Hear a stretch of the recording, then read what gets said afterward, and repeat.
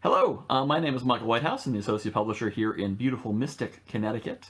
On the call this morning, I heard there's someone asking a question about what's a step up from yellow pad technology, and I've actually had some of my local publishers ask about how to do a Tickler file, so I thought I'd share that in this video here. Tickler file is state-of-the-art 19th century technology for keeping track of leads. It certainly has some drawbacks. The main one is incoming calls it is not good with. It is great for outgoing and keeping track of someone says call me back next week, and it'll let you do that and keeping all the notes. It is not good for someone calls you out of the blue and says, hey, I got your message 3 weeks ago and I wanted to follow up. You're going to have difficulty finding that information. That is why computer CRMs are great, but it's very robust. You know, when my internet goes down periodically, I don't even notice because my little index cards keep on running.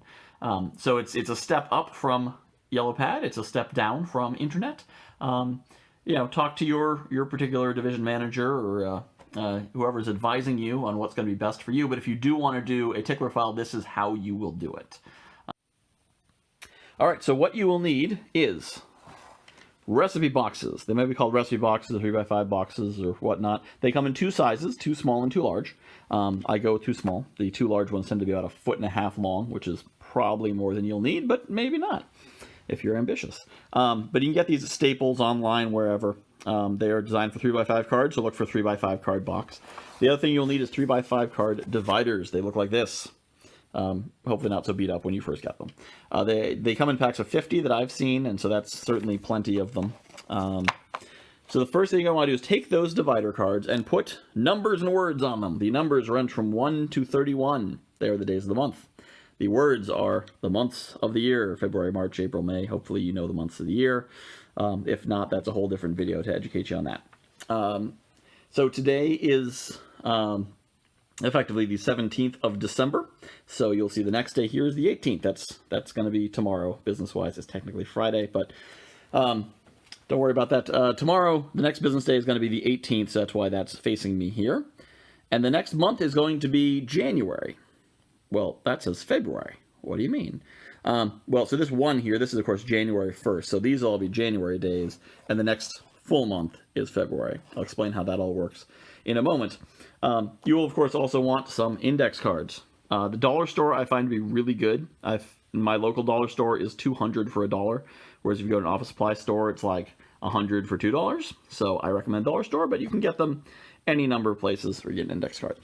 So let's assume you're just starting. You'll put your leads on the index card. Let's pull out an index card here so you can find a good one, some information.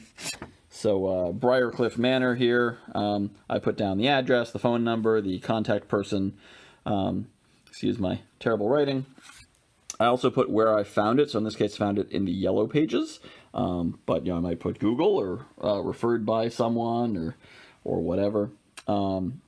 And so as I call them, I will put notes over here. I have abbreviations. You can make up your own abbreviations, but I use NC for no contact, which means I reached someone, but the decision maker wasn't there.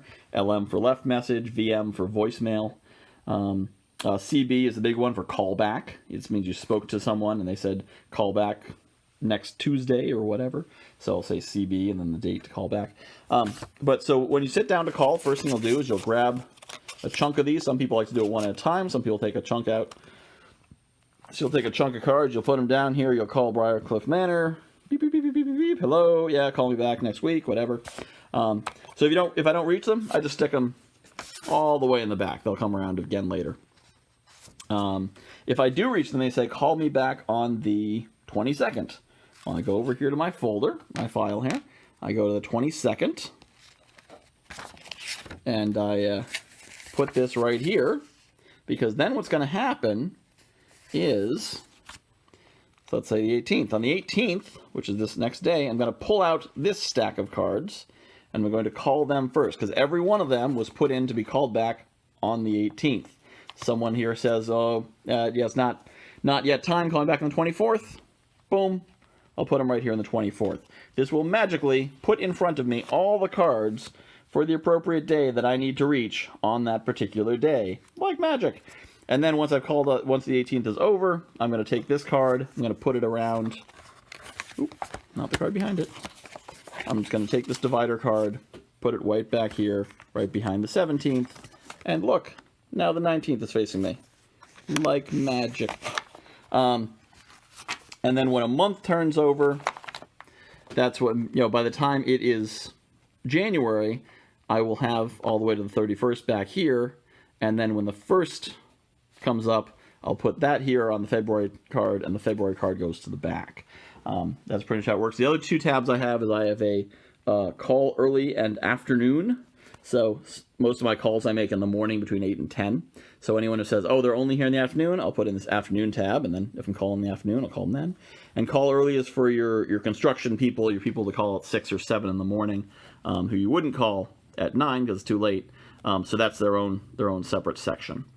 So that is how I do a Tickler file.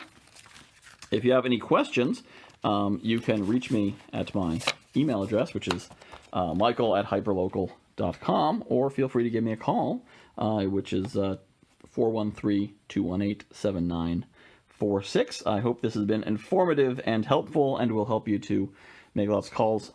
The one other thing I want to note is that there's only a certain number of businesses in my area, probably about 1,000, 1,500, and there's probably about 800 or 900 cards in front of me here. So I'll call through a business, I won't reach them, and their card goes from the front to the back. Some of them I'll just stick their business card on here, so it's easier than copying the information, just tape it right on there. But so I don't reach them, front to the back, and then as time goes by, a month and a half later or so, they come back up to the front. Boom, they're there again. I didn't have to reprospect them. I've already got them, and whatever information I acquired, I keep. So it's a pretty simple arrangement.